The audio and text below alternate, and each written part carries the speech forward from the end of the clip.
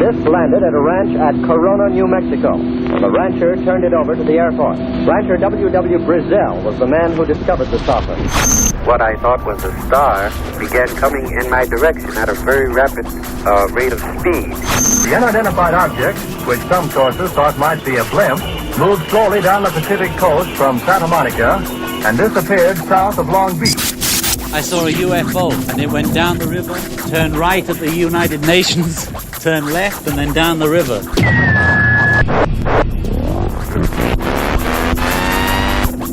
UFO Classified. UFO Classified. No more plausible deniability. Fact, fiction, or the truth. You decide. And now, the new voice of the high desert, the hostess of UFO Classified, Erica Lukes. Well, happy Fantopia Friday, my friends from all over the world. This is Erica Lukes, broadcasting live from Salt Lake City, Utah, where it is incredibly hot. But that's okay. It's just time to grab a margarita, sit in the shade, do all those things you do when it's 100 degrees outside. I hope you have had a wonderful week. I really want to thank all of you for getting into, and I can see all of you here in chat. Get into chat. Definitely follow me on Twitter and also find me on UFOclassified.com and UFO Classified on Facebook.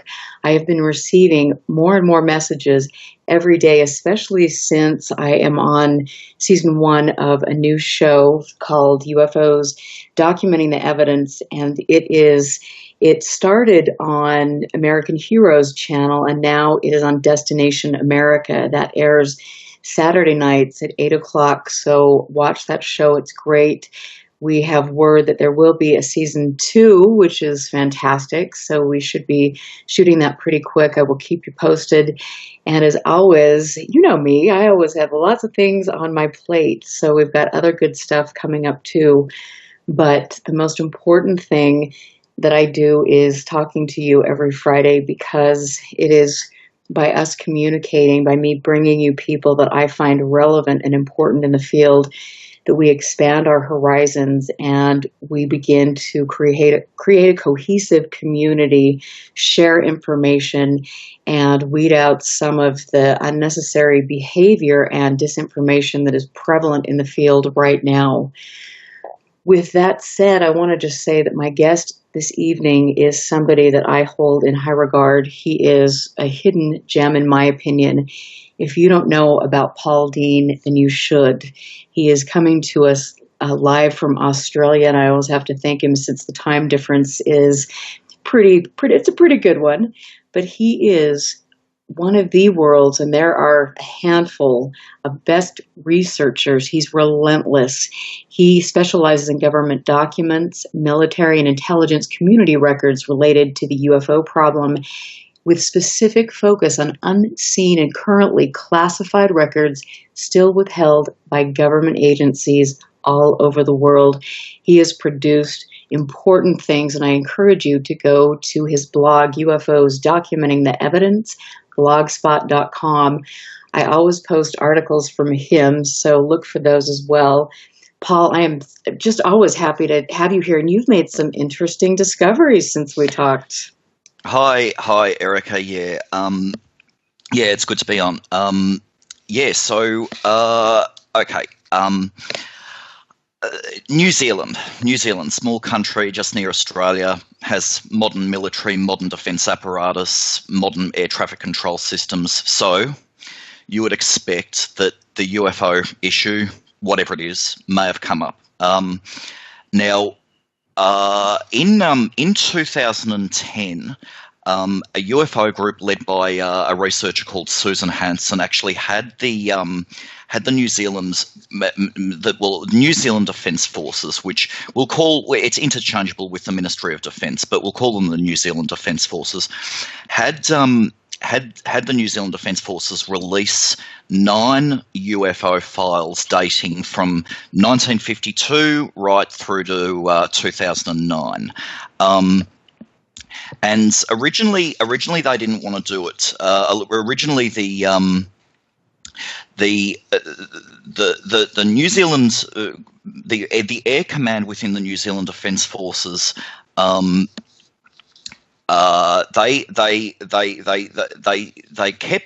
wanted to keep UFO files hidden because there's an enormous amount of personal information, say case reports by civilians, including names and addresses and so on.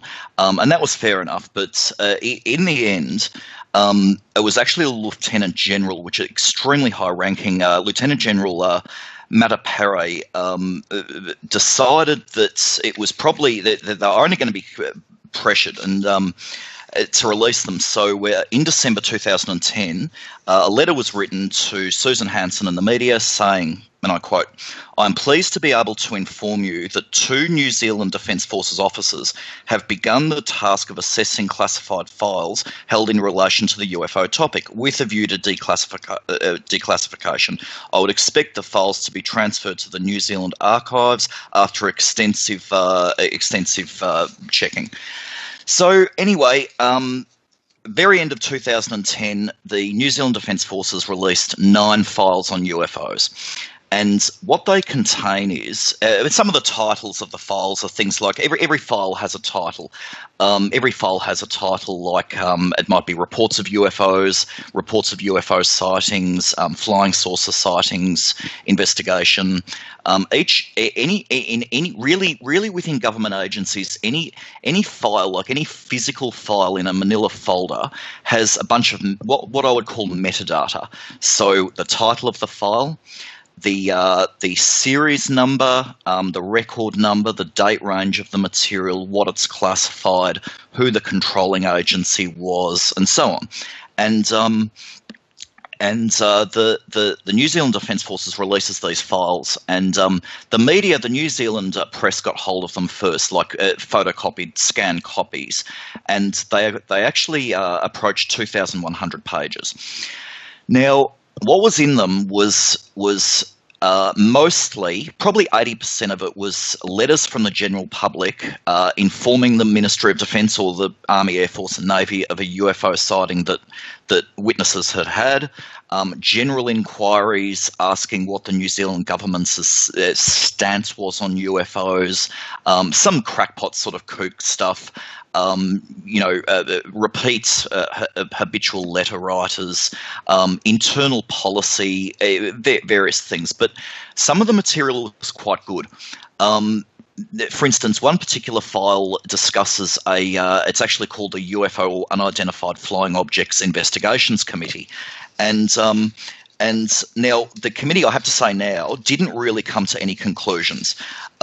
They in some cases, you'd almost be wondered if they were left with anything to do.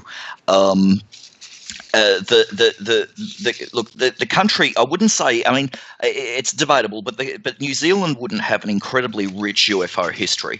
There's one particularly important case from 1978, which I might discuss later.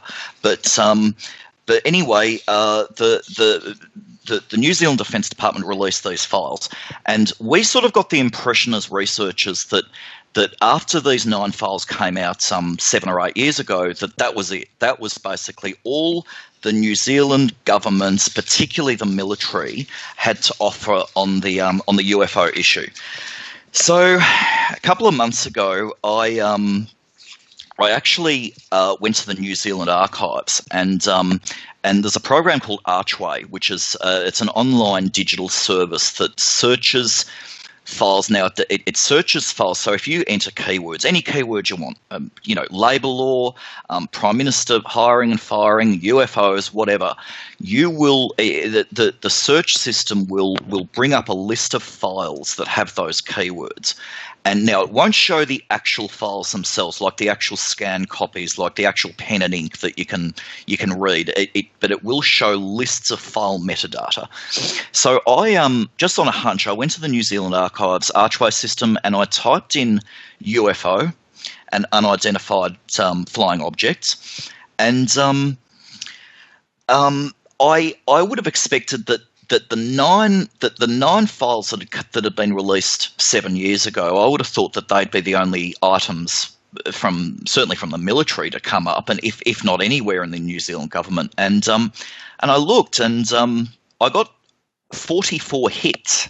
Like there was 44 files with the words UFOs or unidentified flying objects in the title. And that was only just those two words. I hadn't even entered in words like flying saucers or unknown object or satellite recovery or anything. And I looked down this list, and I mean, some of the items had nothing to do with government files. They were archived TV programs from Auckland in the 70s and so on. But there were about 10 files that I'd absolutely never seen before. They'd never been released. The files that had been released in 2010 had very specific titles, and they were all there. But there was all these other files that were listed, and I started clicking on them to get full metadata, and I saw that some of them were coming from departments. They were controlled or had illegally originated from departments that were scarcely known to have anything to do with the UFO issue at all. And some of the files are actually still classified or restricted till the 2080s. Oh, that's incredible! Wow. I mean, that's. I mean, some of these files, that's 100 years since they were created. Anyway, so I was quite surprised. Now, it isn't. I've since found out it isn't absolutely the first time that this has come up. There has been a few other researchers over the years who have had a look. Keith Basterfield here in Australia did a blog post in about 2012, and he did mention that he'd had a quick look at the archives as well and found a few files, but obviously more have been registered. Anyway, so I'll tell you some of the titles of these files and what they may contain.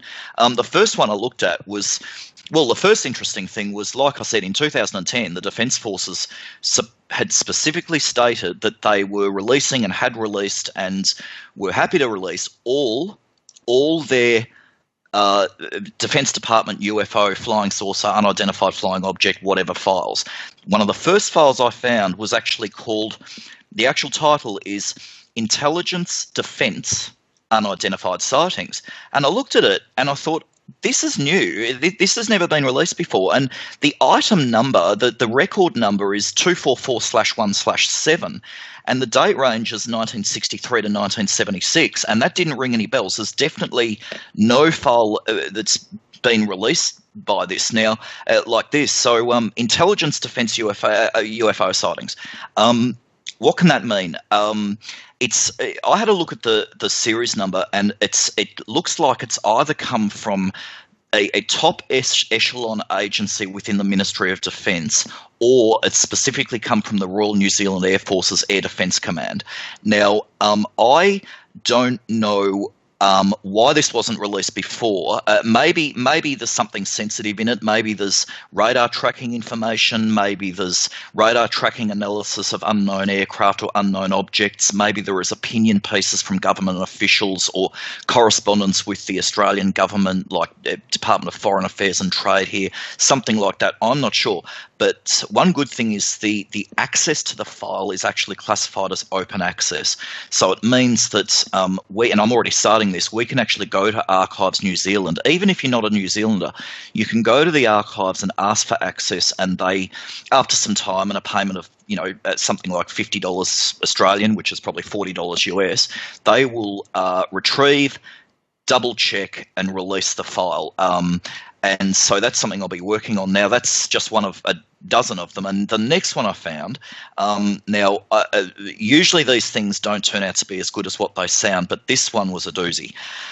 There's a file there called, and I quote, Political Affairs, Outer Space, Unidentified Flying Objects / UFOs.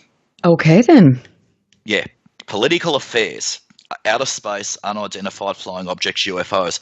And the control symbol is NYP 35813. Again, never seen it before. To top it off, the file is actually listed as part 1 of an ongoing series, and the rest of the ongoing series is not in the archives. So this may be a file or a collection of files that actually continues to this day.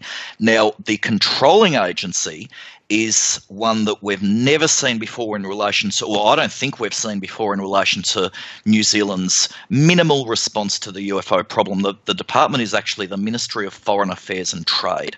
And, you know, look, for listeners who don't know, there is a possibility that this file may relate to the date range is 1977 to 1982, which tells me it may relate to correspondence with the United Nations about UFOs. For people who don't know, in 1977 and 78, the United Nations, led by the Prime Minister of Grenada, Sir Eric Gairy, Sir Eric Gairy pushed a series of meetings and decision adoptions, which actually culminated in a special political committee hearing on the 27th of November 1978.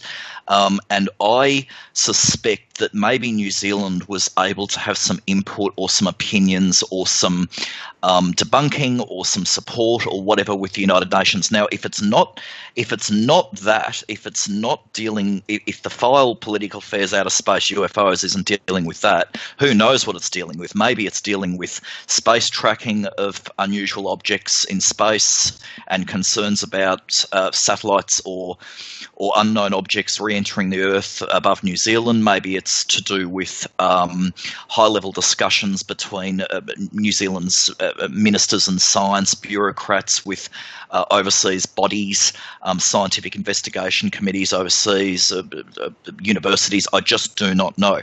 But like I said, it could be an ongoing file. Yet another one I found which should be interesting. It's actually called, the file itself is called Meteorological Office Research Meteorological Unidentified Flying Objects.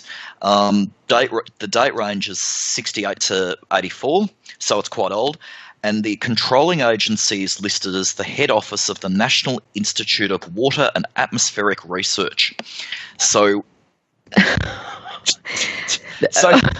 oh my Lord. So you've got a situation, you've got a research department, you've got an atmospheric research department holding a file called Unidentified Flying or Meteorological Office Research Unidentified Flying Objects.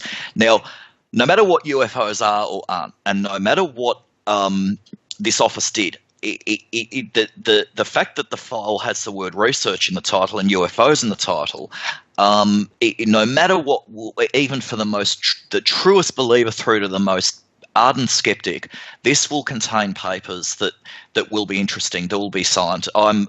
We've seen this before with Australia's Bureau of Meteorology and the Federal Aviation Administration in the United States and elsewhere. You will see scientists and technical people discussing you'll see UFOs, you'll see, I'm sure you'll see administrative memoranda, replies to the general public on UFO sightings, replies to other government departments on atmospheric phenomena, cloud formation, lightning strikes, possibly contrails from aircraft, whatever. That will definitely be an interesting file. Not to be outdone, there is yet another file. This one's called Public Weather Service, Flying Sources and Unidentified Flying Objects. It's got a massive date range. The material in there is listed as being from 1956 to 1988. And the controlling agency is the New Zealand Meteorological Services, but the sub-agency is the Public Weather Service, or the Public Weather Office as it's sometimes called. The primary function of the Meteorological Services was to, and I quote, provide advice and meteorological support for the New Zealand government and the islands of the South Pacific. So again, it will. I suspect it will be internal memoranda and internal position pieces and opinion pieces on UFOs. Like I said, I mean, I'm quite pragmatic about it. All these files may not have anything explosive that will have for a really dedicated UFO researcher. I've got no doubt that these files will have they will be quite voluminous. They could be each file the manila folders, and they will be manila folders. We're not even in the digital age yet with some of these files. They will be full of material that has never names that have never been seen before associated with the UFO phenomena, sightings from possibly military personnel, but definitely sightings from members of the public. Now, another file which may be of particular interest is actually called Miscellaneous Files, UFOs, the Kokora Incident, The Truth is Out There. Now, for a lot of people will know this. In December 1978, just off the coast of New Zealand, there was a series of UFO events. They may have pragmatic, mundane or complex stimulus, or they may be real UFO events. I've never really studied the case, but the UFO events occurred at night time on a few nights and involved actual airborne visual and airborne radar features. They were actually UFOs. Something in the sky was tracked by a plane's radar, but also the New Zealand Defence Department at some of the airports actually tracked objects on their radar systems as well. And astoundingly, some of the events were actually filmed by an Australian news television crew en route to New Zealand. The Royal New Zealand Air Force and the Department of Scientific and Industrial Research, as well as Carter University, actually investigated these sightings. And those efforts can be found in a file that's already been released called Courts of Inquiry Investigation of UFO and Radar Sightings. But now we've got this new file that's never been seen before called Miscellaneous Files, UFOs Affair 1978, Kokora, The Truth is Out There. So we've got one or a series of UFO events that all have already been discussed in one government file released 7 years ago, and now we've got another government file, and it's from the Geophysical Observatory in Christchurch. So I'm stumped if I know what that's going to contain. The bottom line is that no matter where you look in Western governments, no matter where you look in intelligence and security departments, meteorological and weather departments, whether you look in Army or Army Reserve, Navy or Naval Reserve, Air Force or Air Force Reserve, Marine Corps Reserve, it doesn't matter where you look, you find UFO files. If you dig really deeply and spend the time, it just all comes out for you. Sometimes you see evidence of extreme sensitivity. Files not being released for 20 or 30 years, files that were originally classified top secret and are restricted no matter what. I could sit here for 5 hours discussing classified. That's what I love about you. I love it. And I wanted, when we come back from break, I want to ask you a couple questions, and then I really want you to teach all of my listeners how to do this themselves, so we can get more information. Sure. It's easy. Absolutely. And people get off their backsides and off Facebook. Oh. Well, let's just talk about that one when we get back from the break. We've got to jet out really quickly. I'm Erica Lukes here with Paul Dean. Thanks for listening tonight. We will be right back. Stand by. This is UFO Classified with Erica Lukes. Erica Lukes. The phone lines are open now at 702-425-9230. That's 702-425-9230. Worldwide callers use Skype name KCOR Radio.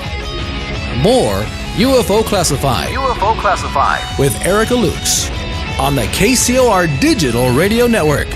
After this. Here's what happened on the last episode of Three Guys, No Ties. Marinda Murabi, a Kenyan native, was training on a nature trail near Lake Auburn on Wednesday when the bears chased him, and he frantically was like, I can't climb up the tree.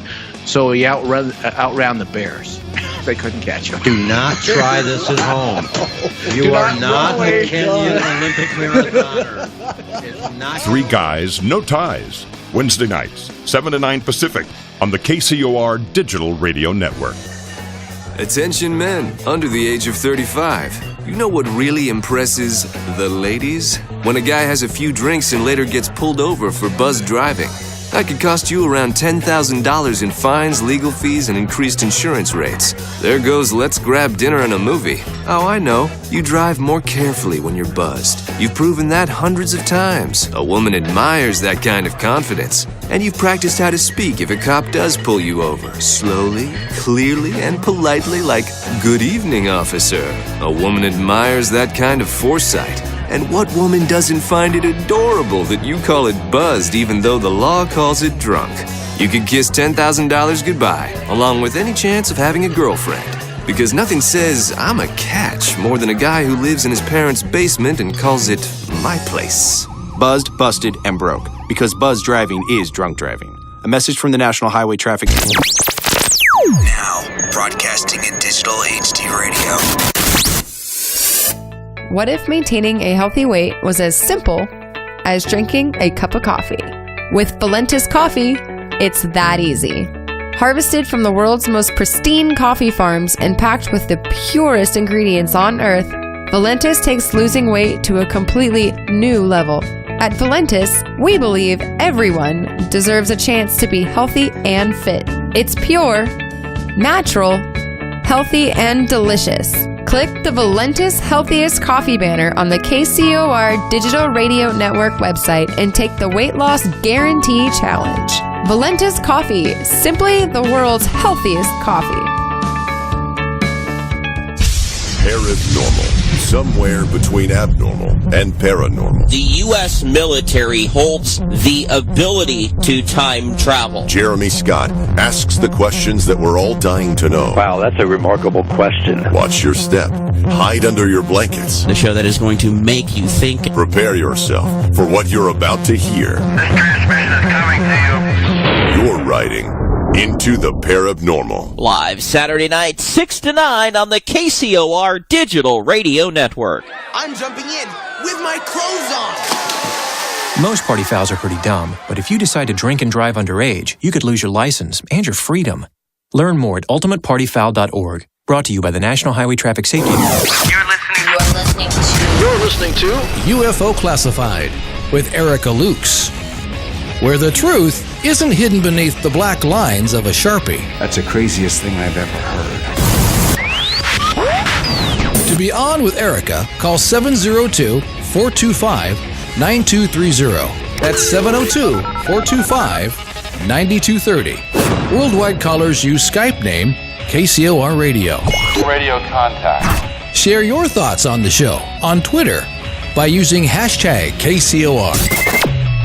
Or head over to the live chats at KCORradio.com. The audience goes nuts. And now, your host of UFO Classified. Are you ready? Erica Lukes. Erica Lukes. Welcome back and happy Fantopia Friday. This is Erica Lukes. You are listening to KCOR Digital Broadcasting Network, the best and most professional broadcasting network on the planet. As always, I want to just give a shout out to my producer and radio station owner, Tina Marie, who does an incredible job. I don't know how she does it because she has so many shows that she produces and they are always incredible. She's respectful. I love being here. I want to thank all my friends and say hello to Huska and Doug Den Under, Bruce Cornett, Arlo, Patty, all of my friends, Northern UFOs. It means so much to me that you would spend your Friday evening here on UFO Classified, and I appreciate you very much. Tonight I am joined with a man that is relentless about his research.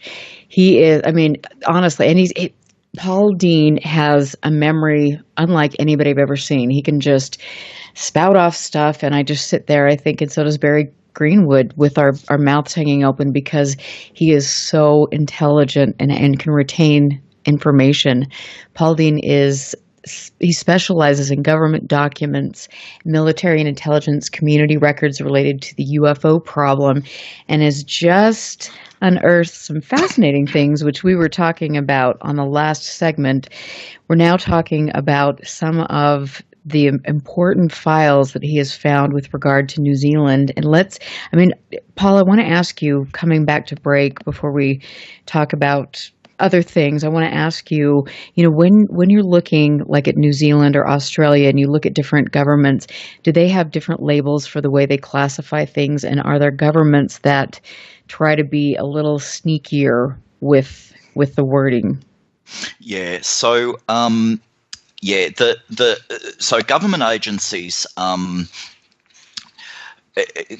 when you're asking government agencies for material, or when you're doing archival searches, you really need to know the history. You really need to know the history of the UFO matter. You kind of need to have read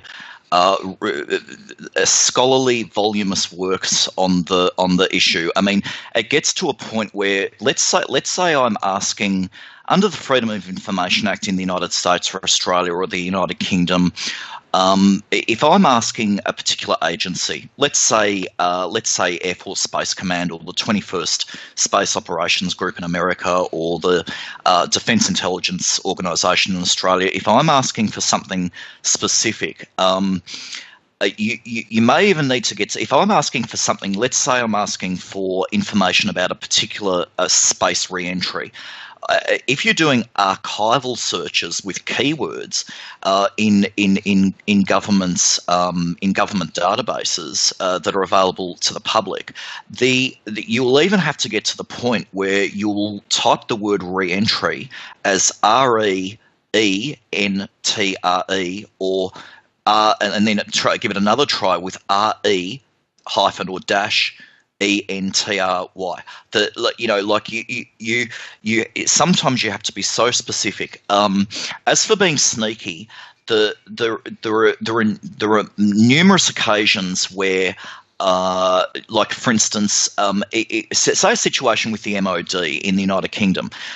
People in the 2000s had continued to ask quite pointed questions of the Ministry of Defence, asking for any unseen or unreleased UFO files held by the Air Command or Air Secretariat or Undersecretary for Air or whatever, and what they meant to ask is any UFO material held by the government or dealt with by the government, but the Ministry of Defence wouldn't, in replying to those inquiries, the Ministry of Defence in England would not discuss any contractual or outside UFO files. So take Project Conan, which was a study, a 400-page study done by a contractor for the Ministry of Defence. Because that was a private contractor, a company, a firm, it's not subject to the Freedom of Information Act. The government do not even have to discuss it in FOI requests, and indeed they didn't. I mean, Nick Pope will tell you that the government at the time, the Ministry of Defence at the time, will released supposedly everything they had, but specifically didn't release private contractual material because it wasn't created by the government. It was created by a private contractor, and so that's I don't know if you call it sneaky. It's just I would call it sneaky. Yeah, it is. Oh, it certainly is. I mean, it is playing semantics. I mean, if there's definitely the fact that the government was the customer and they held copies of the file, definitely to me means that the item shouldn't be released. If there's nothing to hide, nothing to, so the particularly difficult is dealing with America's North American Aerospace Defense Command, because there is so many technical terms for stuff that flies that is not solved. There is in a radar environment in the United States, there is half a dozen terms which have taken me a long time to learn, and they're acronyms, they're abbreviations. They are unknown tracks, hostile tracks, special tracks, pending tracks, NORAD remaining unknown tracks, uncorrelated targets critical, uncorrelated targets significant, uncorrelated targets non-significant, tracks of interest, and special infrared events, to which in the 80s there was a bunch of others like uncorrelated event reports, uncorrelated observations, and zoo events. When dealing with Air Force Space Command, Naval Space Command, and Army Space Command within NORAD or dealing with the old US Space Command or the current US Strategic Command, you have to try and be very, very specific. And unfortunately, it's a catch-22. You sometimes need to know what databases they're holding information on, and you need to know sometimes the date ranges, what they're classified, where they're held, which base, and you can't know any of those things without having formally looked at or previously looking at their records. But you can only look at their records once you've accessed them. So it is very, very difficult. New Zealand,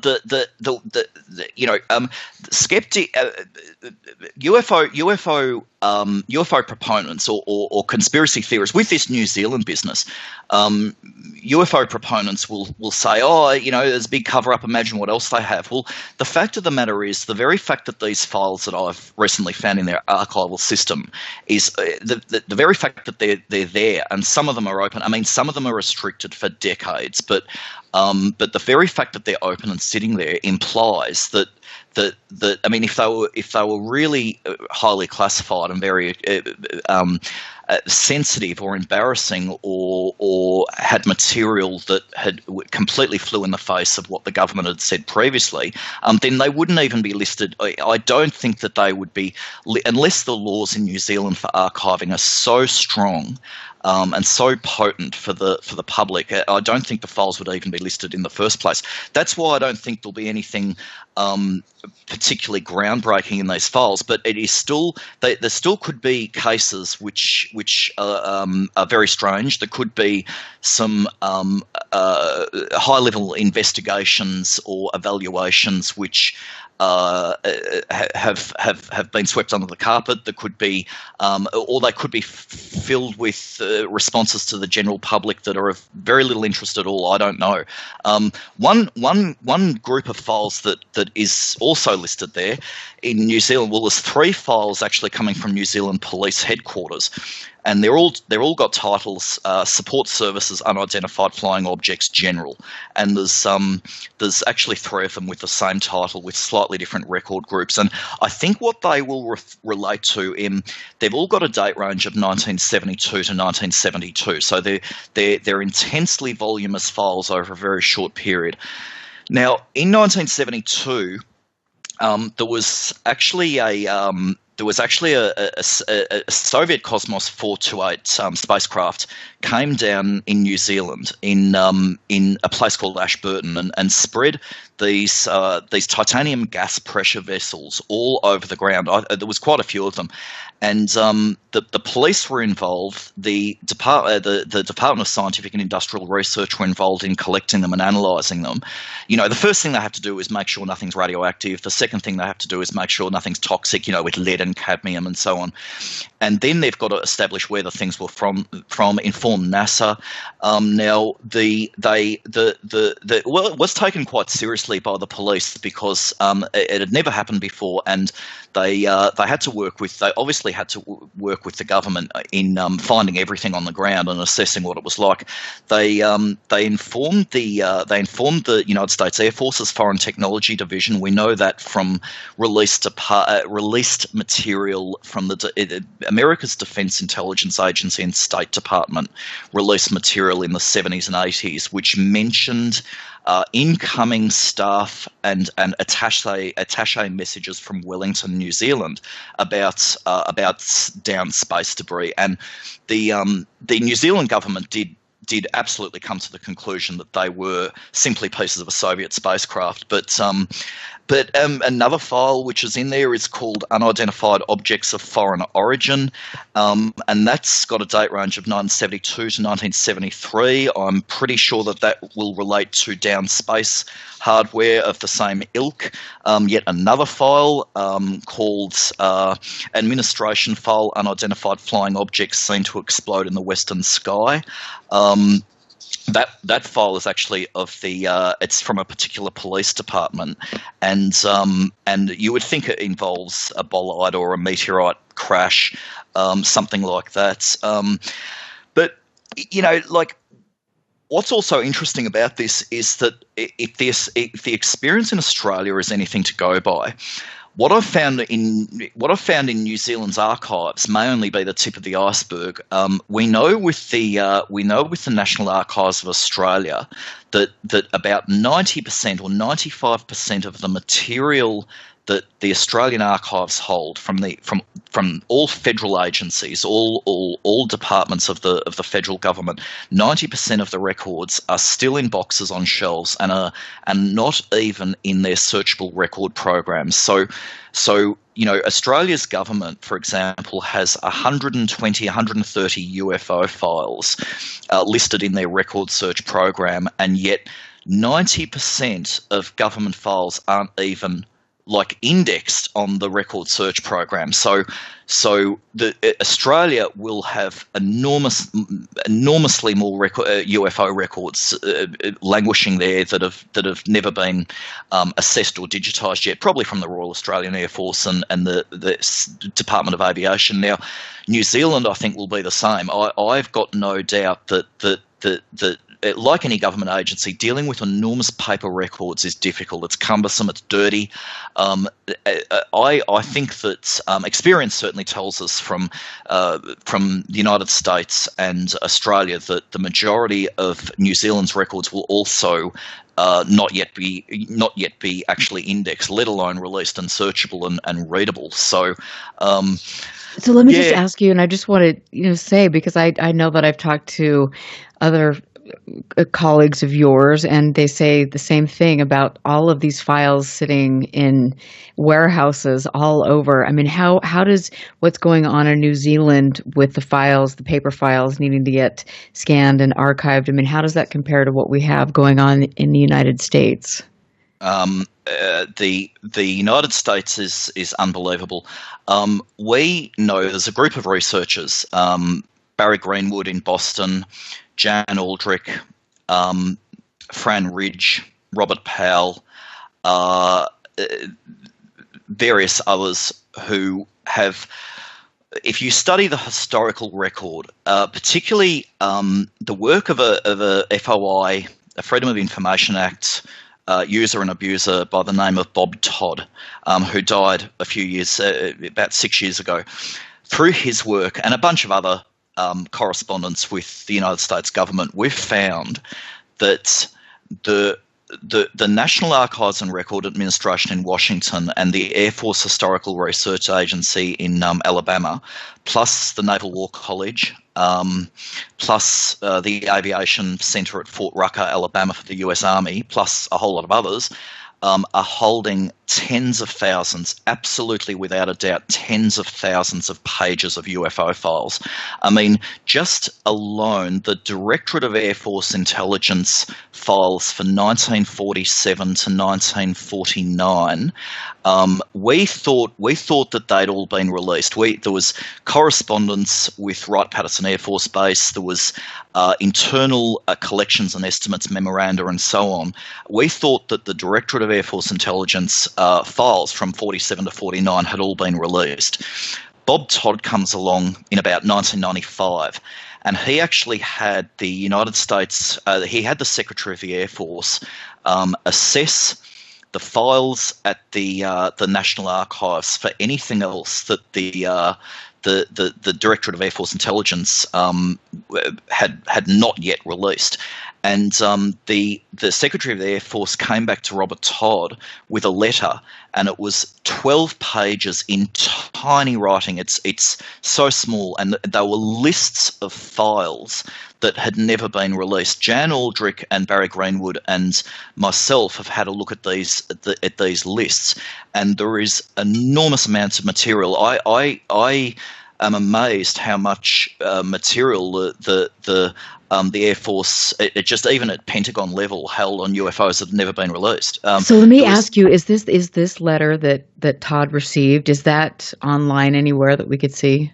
No, but I can put it. I can show it. I can get it out there. It's a one-page letter with 9 pages, with maybe 9 or 10 pages of items. Now they're listed. For instance, the items are things like unidentified object sightings, Hong Kong region, State Department correspondence, top secret intelligence, Army incoming collection reports, UFOs and flying saucers, G2 region, Southwest United States to Directorate of Air Force Intelligence collections and estimates and analysis. 76 pages. Communication instruction reporting vital intelligence sighting reports from McCord Air Force Base region, UFOs and unidentified flying objects, incoming reports and urgent evaluations, 176 pages, on and on and on. And yeah, there's so much of this material that that's never been released. I mean,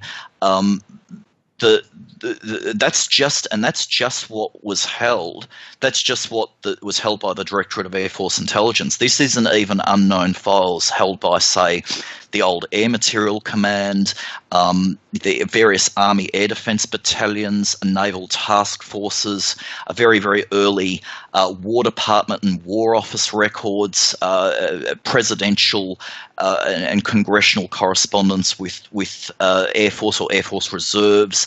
I mean, it's certainly at squadron and wing level for World War II, the United States Army Air Forces had obviously a huge presence in Europe and Asia during World War II. There was bomber commands, air divisions, right down to squadrons, right down to groups, wings, and squadrons. And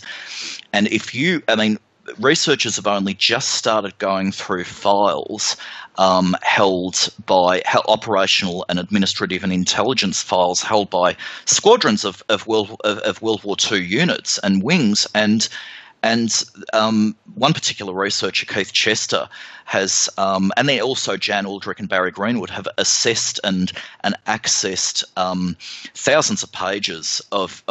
It's all been scanned. It can be read now.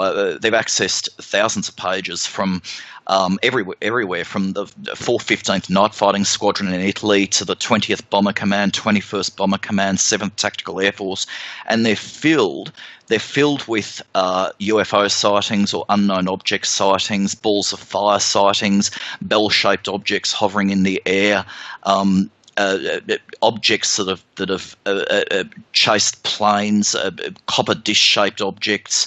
And they're not called, they're not called simply unidentified aircraft or unconventional weapons or whatever. Often they're called unusual phenomena, unidentified phenomena. In some cases, actually called discs. And this is before 1947. This is right back in 42, 43, 44. And these records, amazingly, a lot of them, some of these operational and functional and administrative records are unclassified. Some are classified secret. Some are still classified top secret. Now, that's not because of any. I mean, they don't warrant that level of classification. But the Air Force and the National Archives simply is not able to get round to declassifying so much material, and a lot of it I've found by reading it. It's not just from squadron level, from airmen and low level officers. A lot of it's material assessed by colonels and brigadier generals as being a significant problem that air crews face. I mean, there are some documents that state that unidentified flying phenomena or unidentified or unconventional aircraft are posing a significant problem for air crews, and it's fascinating. Even from a historical point of view, it's astounding. It absolutely is. And I just want to say, with regard to Keith Chester, he wrote a book called Strange Company: Military Encounters with UFOs in World War II. And he did extensive research. I mean, he spent a lot of time at National Archives doing FOIA requests, like digging through things and putting together the largest collection on Foo Fighters that we have, that now Barry Greenwood has. And I mean, Keith is just, he's amazing. And there's so many people like you, like Keith, like Barry, like Jan, who do all of this and are, kind of virtually you're doing stuff under the radar. And I just want to say that for people like me who care about this subject, to know what you do is so important. Yeah. Look, there's so few people doing it. I mean, the average age for researchers that are doing this is probably 60, 63. I'm 38, and of course, it's not that easy. I'm over here in Australia. I mean, most people are prepared to sit around, read a few books, muck around on Twitter, and a lot of people simply don't do anything. One shining light actually comes from Scotland. There's a girl, she's 18, maybe 19 at the most, Lara Elliott, and she's a documents researcher. She's got a couple of projects going with Fran Ridge and me.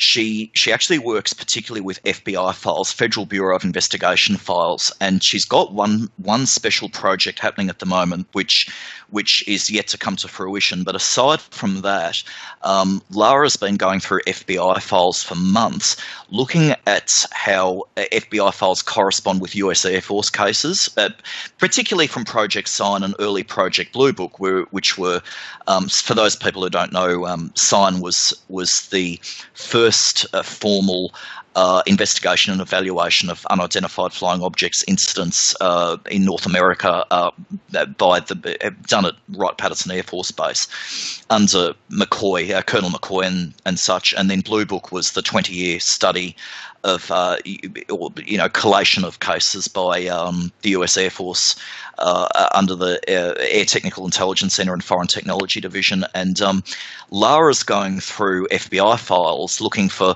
memoranda and case reports that match up with US Air Force cases. So we have complete files.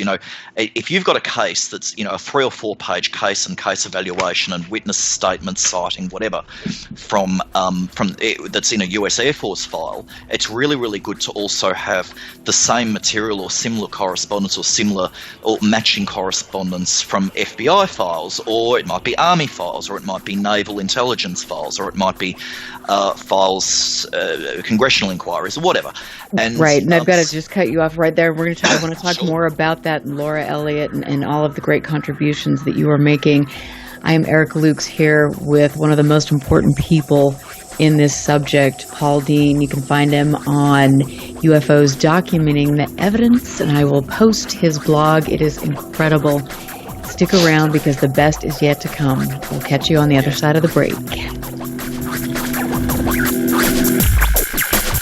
Listen very carefully. This is Houston. Say again, please. Houston, we've had a problem. This is UFO Classified, live every Friday night, 4 p.m. Pacific, 7 p.m. Eastern, exclusively on the KCOR Digital Radio Network. The truth is out there, just waiting to be discovered. And now, if you will, accompany me on a journey to the future. For more information on the host of UFO Classified, Erica Lukes, upcoming guests, as well as links to the past shows, visit her website at UFOclassified.com. UFO Classified. UFO Classified. This is KCOR Las Vegas, home of the Digital Radio Network, broadcasting from a shack just south of Area 51. Wait, that doesn't exist. This is the KCOR Digital Radio Network. Now for the news. Now, broadcasting in digital HD radio. The disc landed at a ranch at Corona, New Mexico, and the rancher turned it over to the Air Force. Rancher W.W. Brazell was the man who discovered the saucer. What I thought was a star began coming in my direction at a very rapid rate of speed. The unidentified object, which some sources thought might be a blimp, moved slowly down the Pacific coast from Santa Monica and disappeared south of Long Beach. I saw a UFO, and it went down the river, turned right at the United Nations, turned left, and then down the river.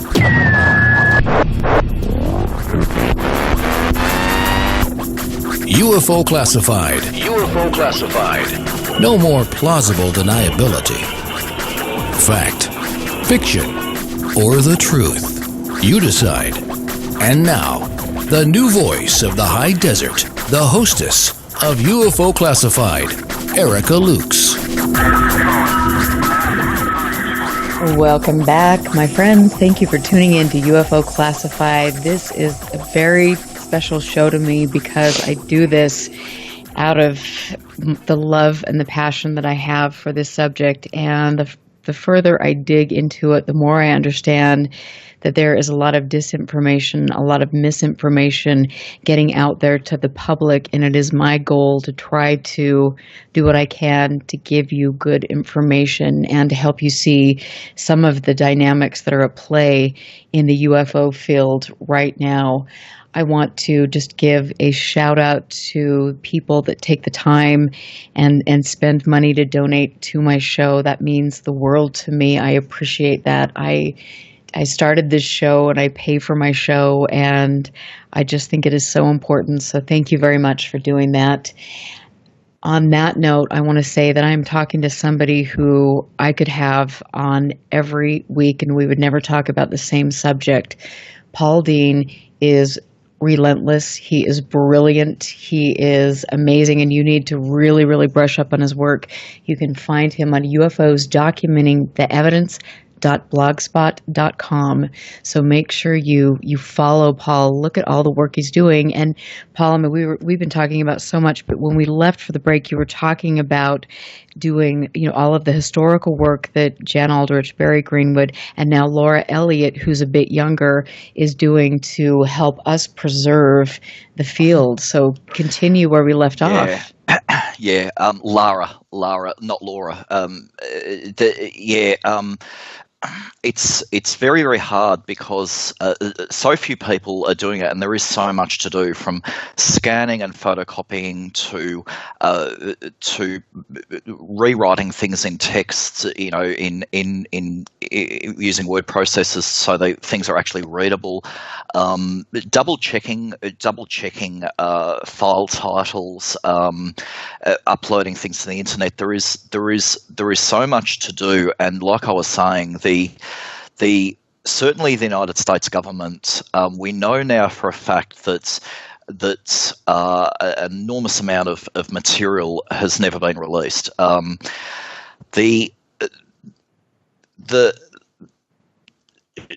give you some examples. The National Archives and Record Administration in Washington D.C. holds Vietnam War records from the 7th Air Force, from Pacific Naval Forces, or the Pacific Fleet, and if you go back to Project Blue Book, which accepted military, civilian UFO reports, evaluated and investigated them.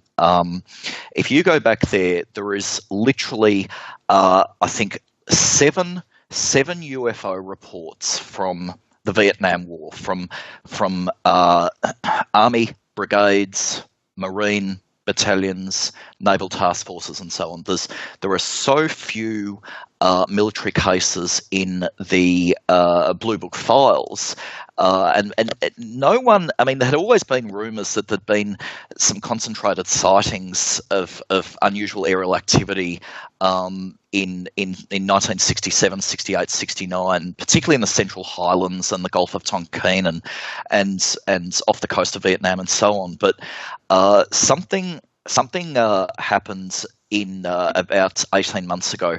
I think it's Texas University or the University of Texas, same thing, has a Vietnam War archive, and of historical United States Air Force and United States Army, 1st Field Division and 7th Tactical Air Force papers.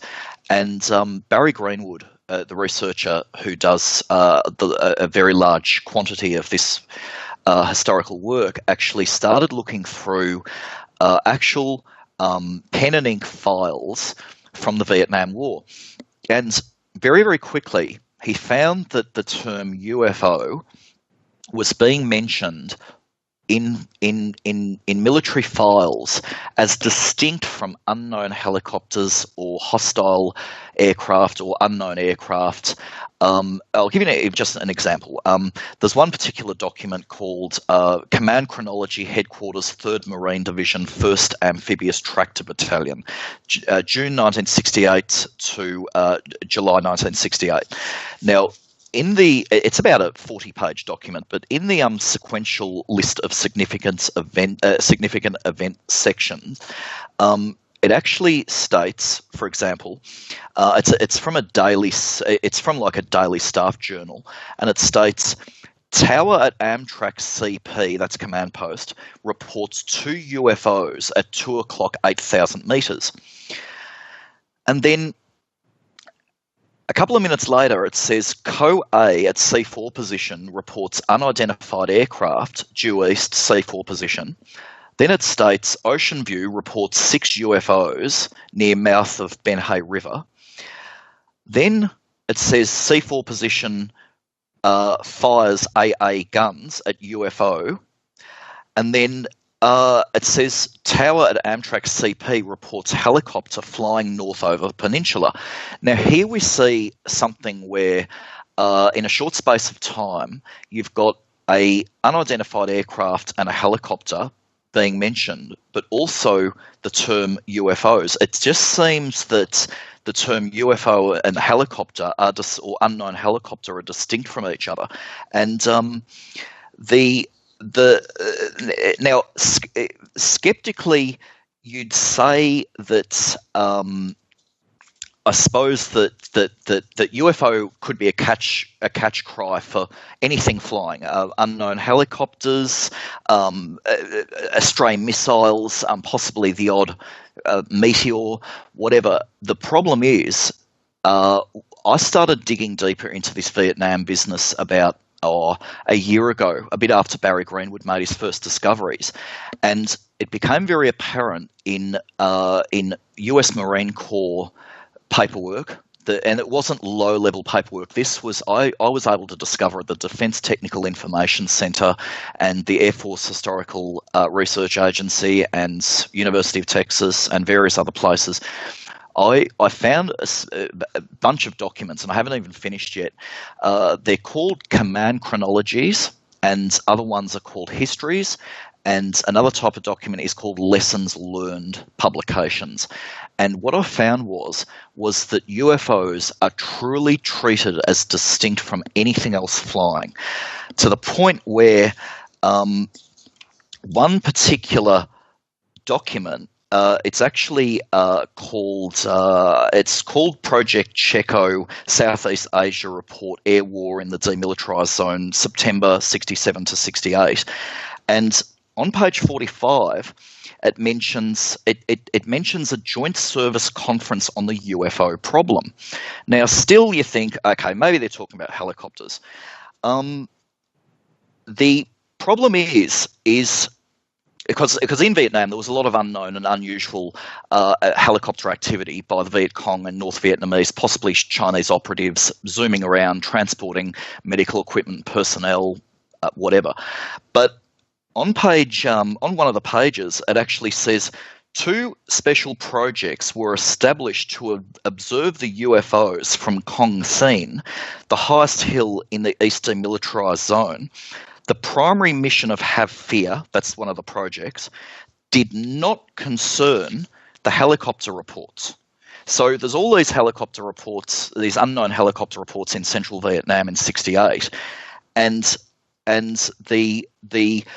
this particular document discusses UFO sightings and actually calls them UFO targets. On one page it says another facet of target identification involved confirming the many visual, radar and infrared sightings of UFOs, blah, blah, blah.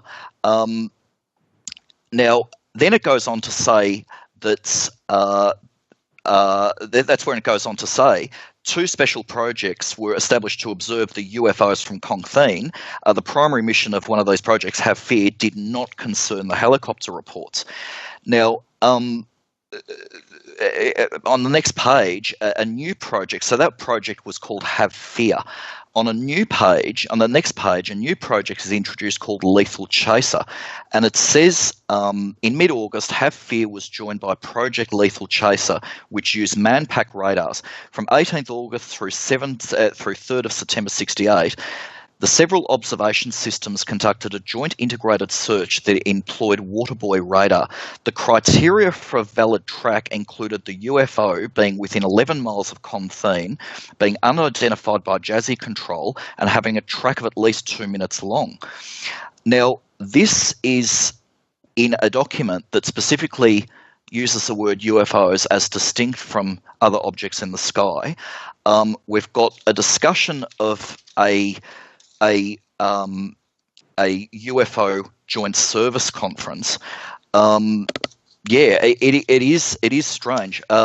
In one particular document, it discusses a UFO meeting and says any further in this particular document, which is already classified secret, it basically says that any more discussion of the UFO meeting or the UFO program it precludes discussion in this paper, which means that the UFO program or the UFO problem was classified very highly. Now, the thing is here is that none of this was at Project Blue Book. The Project Blue Book was supposed to be a program that was open. It was bringing in all UFO reports from the United States military and for civilian sources.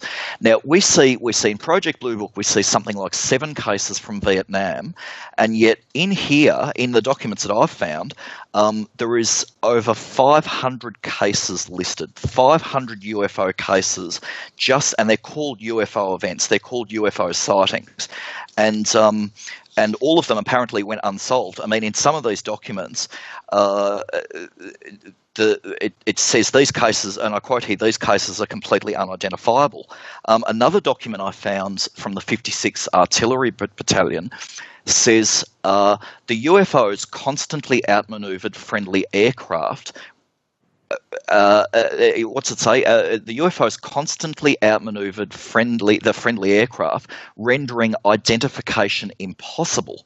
Now, if these were lumbering Huey or lumbering Hound helicopters that had been imported from the Chinese, which had been before that imported from the Soviet Union, I don't see how up against the might of the 7th Air Force and the 56th Artillery Brigade and the 4th Division and the 3rd Brigade and whoever else, that so many UFO events could go completely unsolved. I mean, and that's what these documents say. Basically, just from what we know, these 2 programs, Have Fear and Lethal Chaser, which use Manpack radars, night vision equipment, laser range finding, and radar and ground-based like installation radar equipment, night scope, infrared. Listed is 500 or more than 500 cases. Now, out of those 500.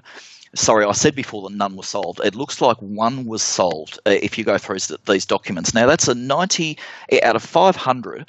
That's like a 99.5% listing of UFOs or unknowns compared to IFOs, identified flying objects. So they're saying here in these documents that that's a real problem. The 7th Air Force history clearly states this is not about helicopters, and I mean, in another case, they're talking about anti-aircraft missiles that were fired on UFOs to absolutely no effect, and so all this material is held in daily staff journals right up to high-level scientific and technical evaluations done by the 7th Air Force's Tech Centre, which I think was based in Guam or maybe Pearl Harbor or something. But none of this is in Blue Book. I mean, none of this has ever been admitted. Everything was classified. Now, being a war zone, it is understandable that most stuff is classified. But these documents, which are only coming to light now, clearly they I mean, it would almost be easier for me if they didn't if everything was discussing unknown helicopters, unknown missiles, enemy artillery fire in the sky, meteorites, whatever, that would be so much easier. It means that we could put this to bed and say that Vietnam did not have a UFO problem. But in these documents, they're actually calling it a UFO problem. I mean, in some of the daily staff journals, penned by the 14th Company, I think, of the 3rd Brigade of the 1st Battalion, 4th Infantry, it actually says things like I was saying before. It says things like an unidentified, possibly friendly aircraft observed to the south, 3 UFOs observed to the north. We're experiencing electrical interference now.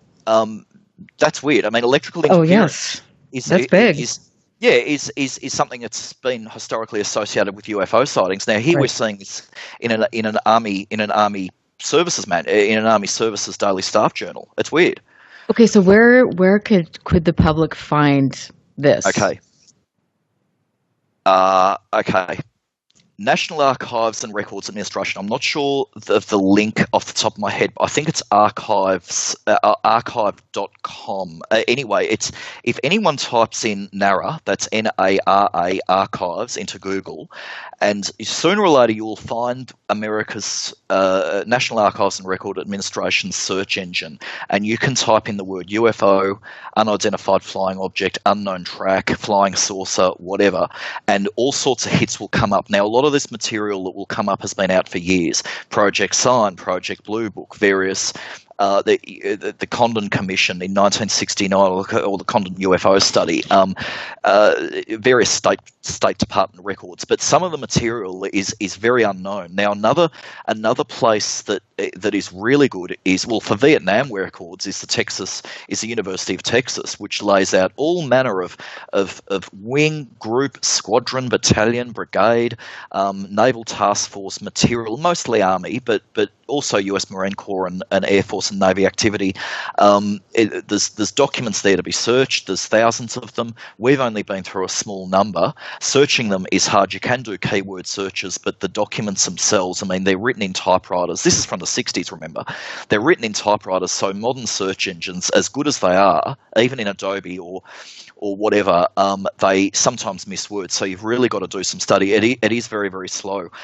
As far as the UFO reports themselves, like I was saying, that just from the documents we've got alone, there was over 500 reports in Vietnam. That they're actually called UFO reports, as distinct from. I mean, I've got other documents from the same period from the same organisation, which deal with unidentified aircraft or unidentified helicopter sightings, and yet UFOs are in completely different files. And another place you can go to is the Defence Technical Information Centre, or DTIC. Go there and type in. It could be anything: Korea UFOs, Vietnam UFOs, unknown tracks, whatever. Now, people would say all this is very dry. I mean, all this is just files and paper and ink and classification and UFO and this and that and the other. I'll give you an example of the few cases we have from Vietnam. One particular document. It's actually a daily staff entry or a daily journal entry from the 23rd Infantry Division at the Chulai Defence Command, and it's dated 6th of January 1969. Have a listen to this. It says, Tower 72 reports object flying into their area about 700 metres in front of them, 310 degrees. Object is slow over the ASP and landed. When object moves, it has glowing light. It is about 15 to 20 feet across. It is shaped like a big egg. Control tower reports their radar did not pick up anything. Object also does not seem to have any sound when it moves. Now, egg-shaped object, 700 metres away. Now, of course, it could have been a kilometre away, a mile. It could have been right in front of them. I don't know. I mean, it's hard to estimate distance, altitude. That's a completely different topic. But the point here is you've got an egg shaped, or it's shaped like a big egg, is the exact words, and it's near a defence command where the 23rd Infantry Division is conducting operations. Now, that's a national security issue. It's a military issue. It's a UFO issue. And yeah, I mean that's one example. There's a bunch of other files. There's one report from I'm just trying to think where it was from. I think it was from an intelligence battalion.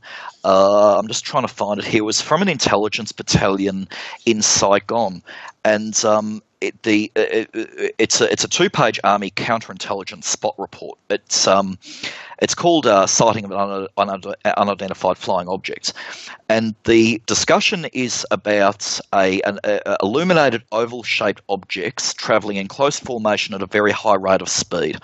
What have we got? Passed almost directly over me in what seemed to be a very great height, and then moved out of sight behind a cloud formation. It was apparent that they were not any form of conventional aircraft due to their size, shape and rate of speed, and they made no noise. Prior to the sighting, I had observed conventional aircraft, both propeller and jet power, and there is no question in my mind that these were a great deal larger than any craft I've ever seen. Now, finally, the witness states, I've never held any opinion concerning unidentified flying objects, neither have I ever seen any previously. However, I believe these objects were spacecraft of some kind. I'm convinced that they were not reflections, conventional aircraft, meteorites, or planets. Yeah. So I have to ask you really quick. We're going to go to break, and of course I'm asking you this, but I mean we're always jumping to the extraterrestrial hypothesis. But is there any evidence that you've seen that this is actually some sort of intelligent life form that is terrestrial? No, I don't go. I don't know. I've studied this all my life. I don't know. I mean, I take the skeptical point of view as far as things like 97% whatever % of UFO sightings are mundane. There will be a very, very small fraction that are real, that are mundane in a way, but are still ununderstandable. Things like top secret test evaluation platforms like aircraft, top secret missile trials, possibly re-entering space debris that can't be correlated with any incoming entry because the object, the satellite itself, it shouldn't have even been up there. Right. Of course, we're going to take a break, and I'm just going to cut you off right there because that's the way I roll. I'm sorry. I'm Erica Lukes here with one of my favorite guests, Paul Dean. We're going to take our last break. We will be right back. Stand by. This is UFO Classified with Erica Lukes. Erica Lukes.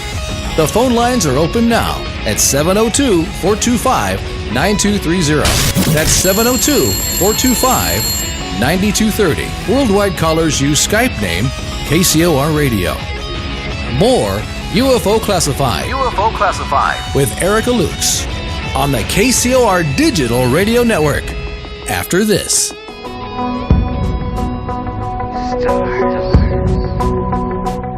Woven throughout the universe are keys to a hidden message, awaiting a voice that can decipher their coded meaning, a cosmic connection to the cosmos. Tune in to the KCOR Digital Radio Network at 12 p.m. Pacific, 3 p.m. Eastern for Cosmic Connection. Cosmic Connection. Cosmic Connection. Cosmic Connection with astrologers Caroline Lynch and Merlin Wizard. Your weekly astrology reading is but a phone call away. So call Cosmic Connection, Sunday, 12 p.m. Pacific, 3 p.m. Eastern, and get your free reading today. Cosmic Connection with Caroline Lynch and Merlin Wizard, exclusively on the KCOR Digital Radio Network.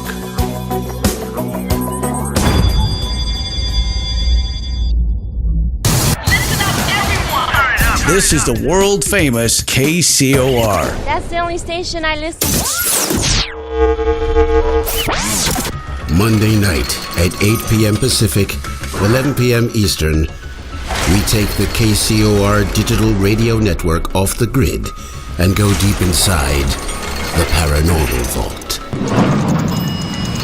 Jump on the elevator and come take the ride down the rabbit hole of reality with BK Mojave and The Watcher as they unlock the vault and dust off some of their classified paranormal case files even the government doesn't know about.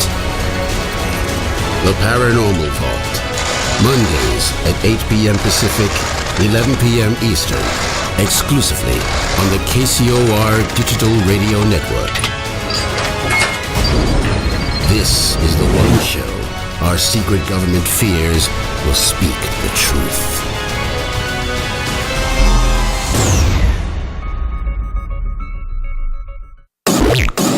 That's good. Turn your radio up. I love it. All the music I want to hear. This is my station. Friday night, 9 p.m. Pacific. Jump onto the Celestial Highway and travel at the speed of light. Into hyperspace. Hyperspace. Hosted by Solaris Blue Raven. She navigates you through the cosmic tides of mysticism into the world of covert technology, UFOs, mystical sciences, and the world of unforeseen forces. You get to really sort of enjoy a bizarre ride. Listen live, Friday night, 9 p.m. Pacific, for Hyperspace, the one show that blows the whistle off our government black ops projects. Hyperspace. Hosted by Solaris Blue Raven. Exclusively on the KCOR Digital Radio Network. Want to take a ride?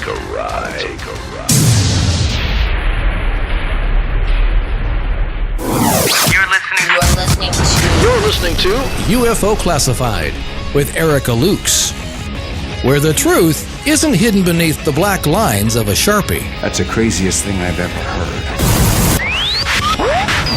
To be on with Erica, call 702-425-9230. That's 702-425-9230. Worldwide callers use Skype name KCOR Radio.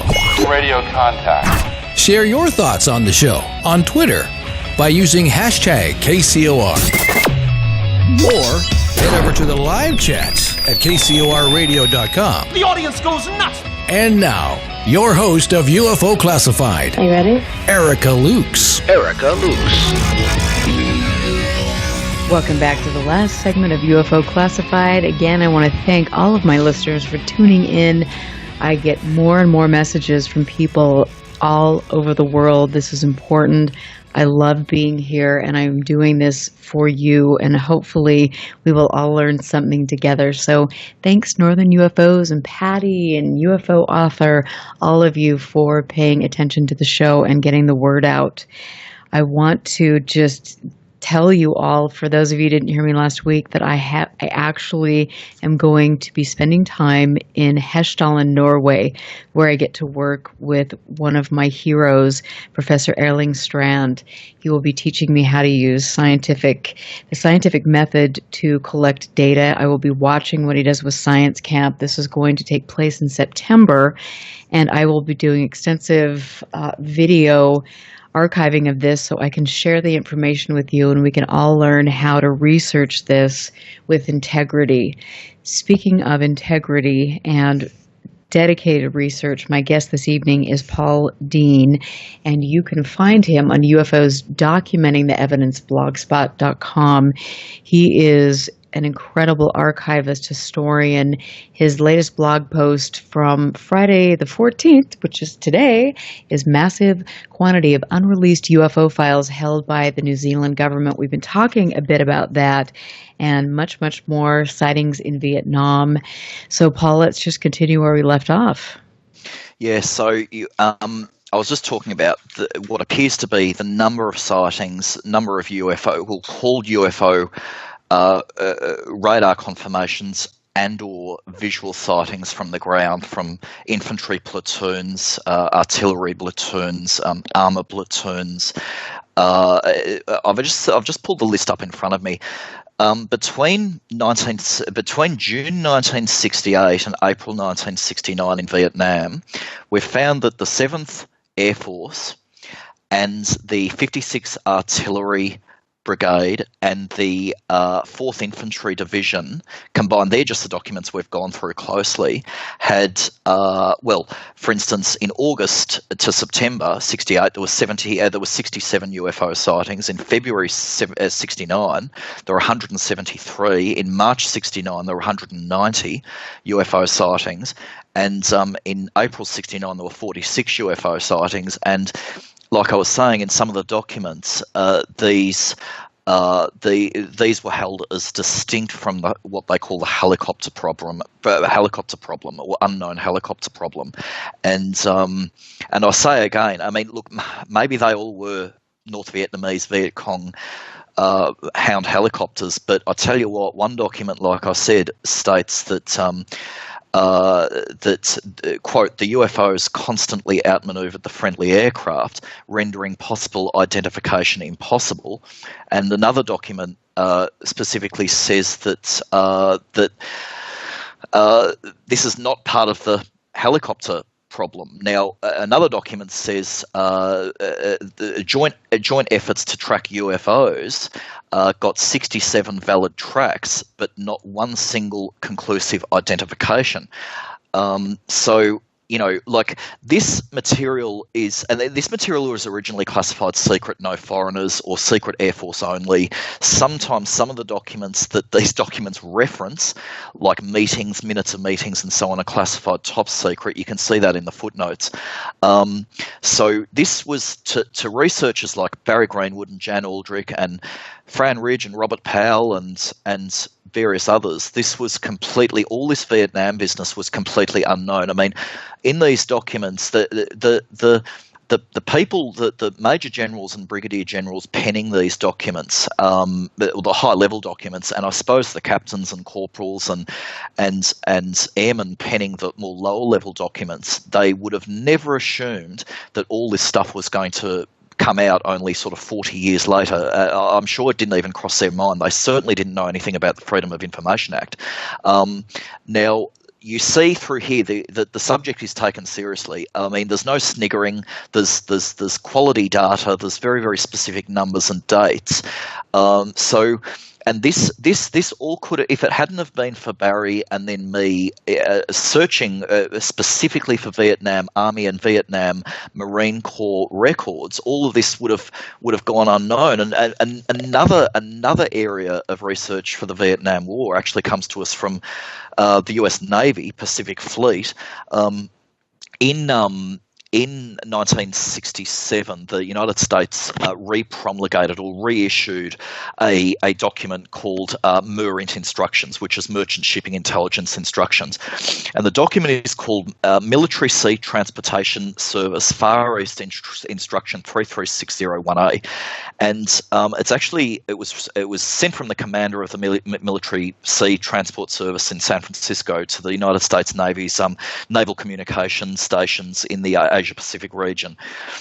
And the document actually highlights the need for intelligence sightings to be furnished to various maritime commands, the Air Force and so on. And the actual document starts off with the purpose, which states, to emphasize the importance of prompt and accurate reporting of intelligence sightings by U.S.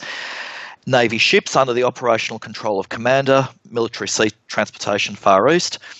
In the background section, it says that all U.S. Navy ships under operational control of the commander are directed to report the following intelligence sightings by message: hostile or unidentified single aircraft or formations, missiles, unidentified submarines, and unidentified flying objects. Bracket UFO, close bracket. So again, UFOs are treated as distinct. Now, the document goes on to state that anyone reporting anything, planes, UFOs, whatever, to list obviously the date and time, approximate altitude of the object, direction of travel, speed, and so on. And the material is to go to North American Aerospace Defense Command headquarters through the Air Force, Pearl Harbor, etc.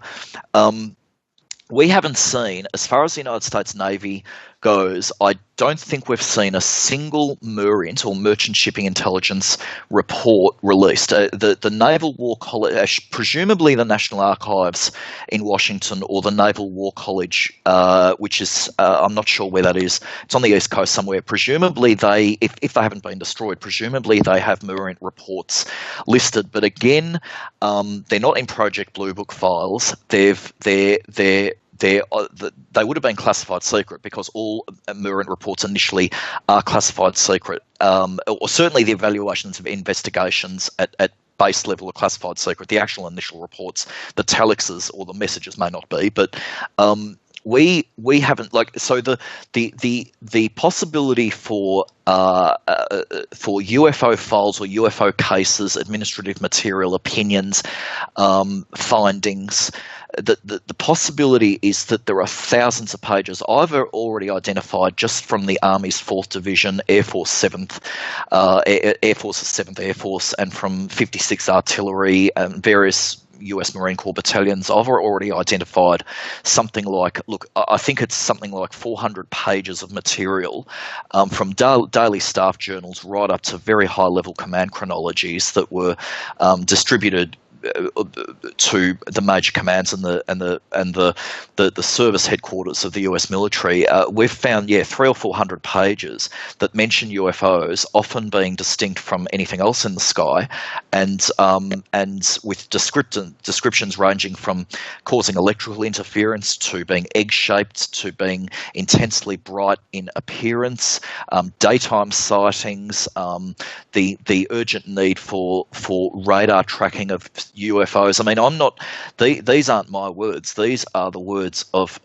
commanding officers, and right up to one was ranked, I think one's a 3-star general who's actually writing this stuff. And again, none of this was in Project Blue Book. So it's incredible. I mean, all of this, you have so much information, and I think it'll take me a few weeks to process all of this. And I know that I've got some listeners here that they want to ask you about the B-52s. What Arlo wanted to say, didn't the B-52s call in the F-4s that chased UFOs orbs away? Oh. Hello? Yes. Say that again. Just repeat that. So Arlo, we've got a couple people asking about the B-52 sightings and the fact that they were they were chasing orbs or UFOs. So what do you know about that? Now, after what I've seen in these files, nothing would surprise me. I know B-52s were operational and functional in Vietnam. I don't know of any particular cases or any documented cases where B-52s were being followed or were sighting orbs. Usually what would happen when a bomber, I know that something like a B-52 bomber, which is almost totally defenseless, they don't over Vietnam, they don't carry long-range air-to-air missiles and so on. I think that they were escorted by F-4 Phantoms and possibly on short journeys supported by helicopters. But usually what would happen is, I would have thought that the combat jets which escort B-52s would deal with it. If there was any unknown craft missile launch capabilities or whatever, I think that the combat jets that support B-52s or any other bomber would investigate or at least make their presence known to any unidentified aircraft or unidentified objects. I don't specifically know of any. I'll look that up, though. I'll look up, yet again, Google. I mean, most stuff's on the internet is crap and reactionary and, watered down. But I'll certainly, if anyone could look up B-50, probably in Google, B-52 Vietnam UFO orb orange lights whatever. That would be interesting. It's possibly something I didn't know. Yeah. Well, and I mean, I think this is an interesting thing, and I want to talk about this. We've only got a few minutes left for the show, but how do people get involved in this? I look at what you and Barry and Jan and all of your colleagues do, and this is really hard work. It costs money because every time you submit a FOIA, you're shelling out money. And I think that if we could get everybody involved and active and wanting to look and do their own research, even 10 minutes a day, it would make such a huge difference in what we're doing. So what are your thoughts and how do we get people going there? My opinion, the absolute best thing to do is read. Firstly, for those who haven't read a lot of books about UFOs, read some, and they can't just be pro-UFO books, they have to be skeptical books. A couple of books by Phil Klass, a book by Donald Menzel, fine. Books by, the first two books ever written by Joseph Allen Hynek, A Clear Intent by Barry Greenwood and Lawrence Fawcett. Read books, and then as far as the internet goes, the absolute best resource, I think, certainly in the United States, the best resource is NICAP or NICAP.org. There is so much material on there, like documents, like U.S. intelligence, police, FBI, State Department, Army documents. There is case listings, case chronologies, case narratives, chains of emails between good researchers, prosaic or mundane findings for certain cases, unknown listings for truly unknown cases. There is hundreds and hundreds of newspaper articles or entire blocks of newspaper articles. So NICAP.org, and it's run by Fran Ridge. I don't quite know how he does it. I know that he works still nearly a full-time job, and yet he runs something, God knows how many computers to run the site. And there is incredible good the best material. I cannot get enough of it. I mean, it's not all junk. It's not all reactionary junk, tabloid type, Anunnaki aliens. It's just not. And Fran that's the thing. I mean, I was so, and thanks to you, I mean, you really put me in touch with some incredible people, and I'm grateful for that. Fran Ridge is a love. He's one of those hidden gems, and what he's done with NICAP is important. Now he's got Madar, which he was on the show a few months ago. I need to get him back because they've been redoing the whole Madar thing. But I mean, all of you go so unnoticed, and you were doing this. I mean, Michael Swords. I mean, it's just like this is important stuff. And I'm wondering, since a lot of this stuff is off the radar and not really out there in the public domain, how do we get that out there so a younger generation can carry on the research? I don't know. If I knew that, we'd be 10 years ahead of where we are. The government would be running for the hills. I mean, I don't know. In some ways, Facebook and social media generally is the worst thing that's ever happened. In some ways, it's very good. I've been able to connect with people I never thought possible. Some people you don't want to connect with, but I've certainly been able to connect with people very rapidly. Where usually I would have to use snail mail or ring look up a phone directory in Georgia or Wisconsin or something. And this is all the way from Australia, and yet Facebook's been amazing. But the amount of garbage that's on there, I mean, I cannot believe how many UFO or alien disclosure, Anunnaki pages there are. I get horrified by it. I mean, there's just endless videos of twinkling lights in the sky and people saying it's contact, it's a mothership. And I'll just look at this stuff and you don't know whether to laugh or cry. Facebook, so I would say get off Facebook, read a few books, and definitely start looking at the UFO topic from an official military and scientific history. And you may not be impressed. People are not going to find you. You are not going to find evidence of extraterrestrials that's overwhelming. You're not going to find evidence of interdimensional beings that are overwhelming. You're not going to find cases that are so explosive that the president was dragged out of bed at 2 a.m. and had to eat out of a bucket because he couldn't wake up. You're just not. It's not going to find that. But what you will find is, I think, a genuine mystery. That to me, the UFO problem has never been solved to my satisfaction personally. Okay, and I've got to ask you, I mean, I know that you're very hardcore. You know, you're very. You wrote in what you do and analytical, but for me, like researching this, being out in the field, I definitely think that there is something to be said for that conscious connection with whatever this is. There is a lot of evidence to support that. So, I mean, what do you say about some of the CE5 contact groups that have nothing to do with Stephen Greer? Because, you know, we've got a lot of, that's another thing. But do you think that there is some evidence to support the fact that you can have contact, or that there is something that's communicating with us? I don't know. I would personally, on a guess, it is a fantastic argument. As far as it's a staggering hypothesis. It's a staggering claim to say, for someone to say that to simply claim that they've had heavy duty contact with intelligences that are far beyond human understanding, provide virtually no evidence. It's not my area anyway. But I just find it.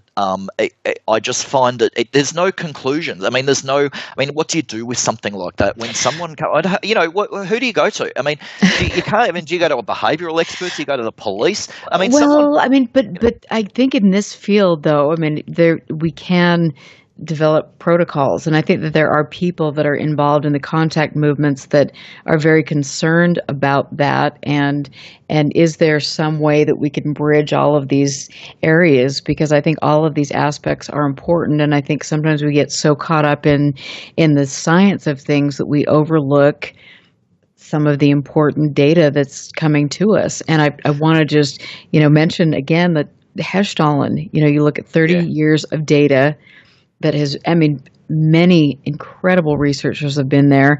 They have identified 4 different types of light phenomena that they believe responds intelligently or is intelligently controlled. I mean, how can we argue with that? And where do we go from there? Obviously, with that, the very fact we're talking about it, there is no argument that the fact that it is being studied and investigated. I don't personally. I haven't studied the light phenomena there for years. I don't even know what the latest conclusions are.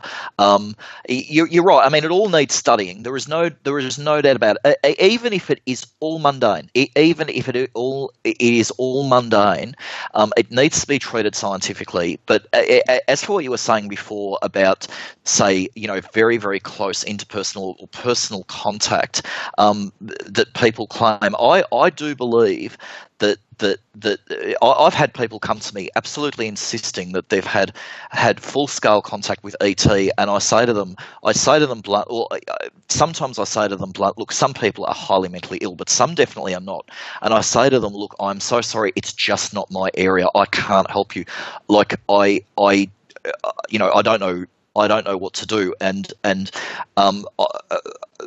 don't know. The UFO matter, the history of it alone is so broad, and it's so full of conflicting and confusing information. No wonder politicians don't want to touch it, because they're faintly aware of it in the first place, and usually when they do touch it, they're so confused and so effortlessly presented with rubbish that.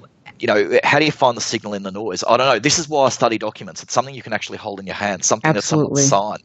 And that exactly, and that's the thing that I love is, it's for me. My passion is in one area. I want to focus on, anomalous light phenomena. You and Barry and Jan are focusing on historical archiving and all of this. And so if you take all of our different interests and get them together, and I really think that there could be some important groundbreaking work that we could do. But there are too many, this is too inconsistent, and there's so many questions that I think sometimes we get caught up in needing a rational, tangible explanation that we're missing the whole point. Yeah. Look, and this is I agree, I suppose. But the one problem is that is very, very, very hard to get over is it will, one, like I've said, there's an enormous amount of rubbish in the field. I know people who have just physically just made stuff up just to troll on Facebook and everything. I mean, what do you do when it sounds when it sounds good? The other thing is, I mean, it sounds so simple, but what everyone forgets is there is an incredible language barrier. I mean, to deal with someone, say, from Portugal in English, or to deal with someone, say, from India. I mean, I know some researchers from Sweden, I know some from France, and I know some from Italy, and it's very, very hard to, I mean, especially when you're using terms like nuclear or uncorrelated track or close encounter or whatever. Sometimes everything gets lost in the translation, and that's before you start trying to transcribe, reports and old newspaper articles and everything. It is a very, very, very difficult topic to deal with. That's, again, why I have chosen the path I have, because, reading military and intelligence community and aviation documents, flight dynamics documents, security protocol documents, UFO case reports in English, it's much easier than having to deal with, contacteeism or material written in other languages that's impossible to translate. Yeah. I know there's so much, and I've got to just say, Paul, thank you so much for being here, because you always have a lot to share with us. And like I was saying halfway through the show, it's going to take me a while to process this, but I will talk with you, and we'll get some of these documents that we mentioned on the show out there for my listeners, for the public. This is incredible. So all of you out there, make sure you get involved, get off Facebook, like Paul was saying, do your own legwork. There's so much we all need you to do, and you need to be active in this. Paul, thank you for being here, and I want to just say that okay. All of you. Oh my gosh, it was so much fun, and UFOs documenting the evidence. This rocks. Thanks everybody for joining the show tonight. You guys are my friends, and I appreciate you and support you as much as you support me. Scott Brown, I just want to give you a little shout out because I love Into the Field. Have a wonderful weekend. Be safe. Stick around for a great night of programming on KCOR, and we will catch you next Friday. Listen very carefully. This is Houston. Say again, please. Houston, we've had a problem. This is UFO Classified, live every Friday night, 4 p.m. Pacific, 7 p.m. Eastern, exclusively on the KCOR Digital Radio Network. The truth is out there, just waiting to be discovered. And now, if you will, accompany me on a journey to the future. For more information on the host of UFO Classified, Erica Lukes, upcoming guests, as well as links to the past shows, visit her website at UFOclassified.com.